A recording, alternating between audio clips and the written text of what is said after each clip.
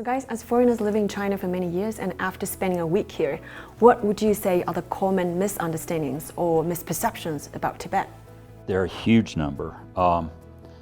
One problem is, we've just talked about there's some narrative in the press that's negative about it. There are also honest mistakes. China changes so fast that anybody who writes a book about China, it's wrong by the time it gets published. I mean, I keep hearing, even today, I hear people say, China's development is only in a few coastal cities and the rest of it's desperately poor.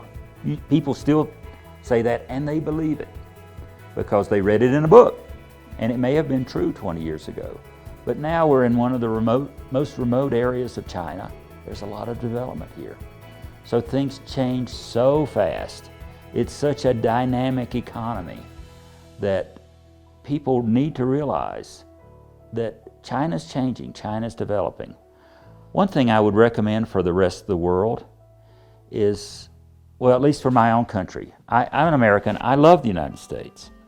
One of the reasons I want people to understand what's really going on in China is that the United States has wasted so many resources over the last 20, 30, 40, 50 years getting into stupid wars and pushing for changes in other countries that we don't understand, where we should be concentrating on our own problems. We need a lot of transformation in the United States, and we should be focusing on that. And one of the things that drives me crazy is that the United States, the median real wage, average wages of average people, have not gone up in 40 years. You've had a massive transformation of wealth going from labor to capital over the last 40 years. We need to concentrate on fixing that, rather than trying to somehow fix China or fix Myanmar or fix any place in the world.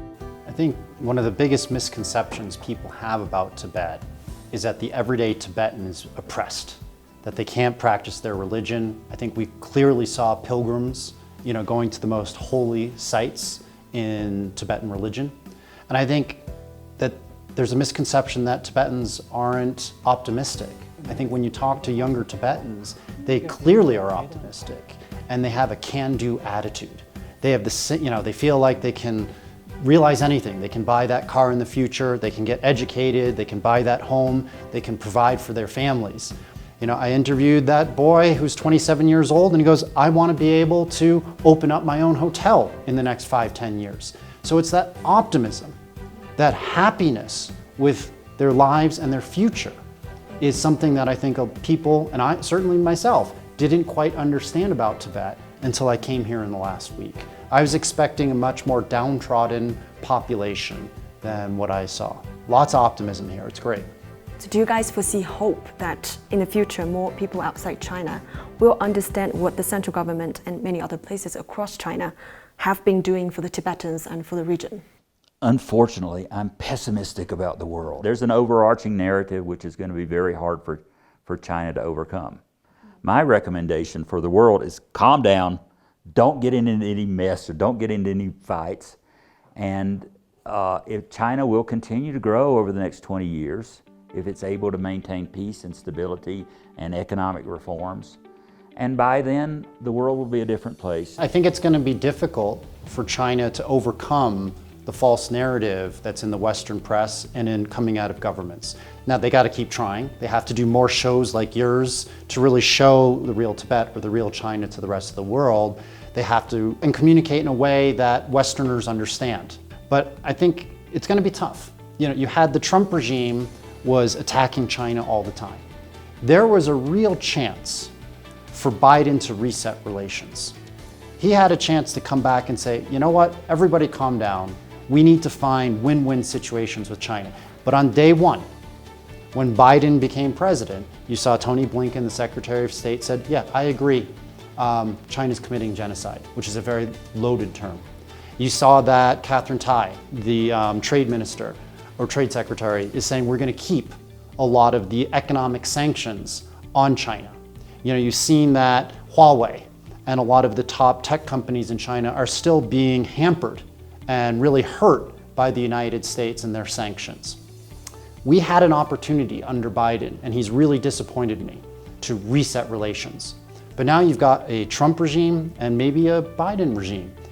Republicans and Democrats alike are going to have 8 years minimum where they're going to scapegoat China for all of America's ills. And when you have that combined with the Western media creating a false narrative, it's very hard to all of a sudden turn around if you're a political leader in the US and say, we need to have good relations with China. More important is I think people really don't know what life is like in China. This is a hard thing to convey to people around the world. But when I first came here, I didn't really know what it was like. I think life in China is very nice, and people have good lives here. And just conveying that, what normal life is like, is something that people in the West do not understand. And shows like yours and others, it's important for people to get a view of how nice life can be and how optimistic people might be and how the young people, very energetic young people, many of them. And there are a lot of people who are very admirable, poor people building businesses, changing their lives. This is an admirable lifestyle. And I don't think people in the West have any understanding of that. Now, it's going to be very hard to convey that because I've lived here for 5 years. I'm seeing it, but most people cannot see it at all. So if they see 5 minutes on the news at night that's critical of China, that's all they believe because that's all they know.